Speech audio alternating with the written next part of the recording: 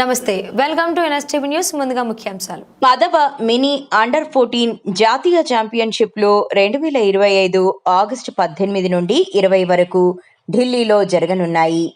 భారత యువజన మరియు వ్యవహారాల మంత్రిత్వ శాఖ ద్వారా కార్నల్ సింగ్ స్టేడియంలో న్యూఢిల్లీ డాక్టర్ ఎండి లతీఫుద్దీన్ కార్యదర్శి, Telangana tennis ball cricket association మరియు అంతర్జాతీయ సమన్వయకర్త tennis ball cricket federation, Telangana tennis ball cricket జాతీయ జట్టు కెప్టెన్ రాణా స్వరూప్ రెడ్డి మరియు vice captain Harshit King, Telangana tennis ball cricket association అధికారిక సభ్యులు శుభాకాంక్షలు తెలియజేస్తున్నారు.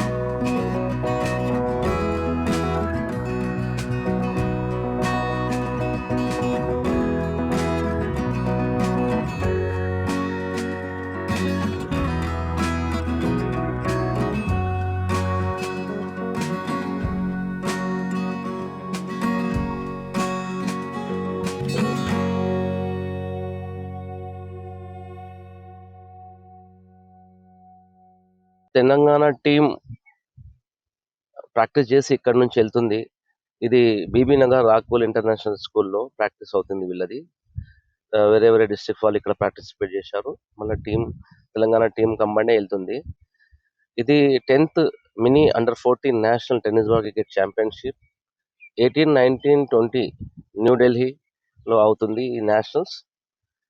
మా Telangana tennis ball cricket association నుంచి మేమందరినీ కోరుకుంటాం, మంచి పర్ఫార్మెన్స్ ఇవ్వాలని, మంచి టాలెంట్ చూపెట్టాలని.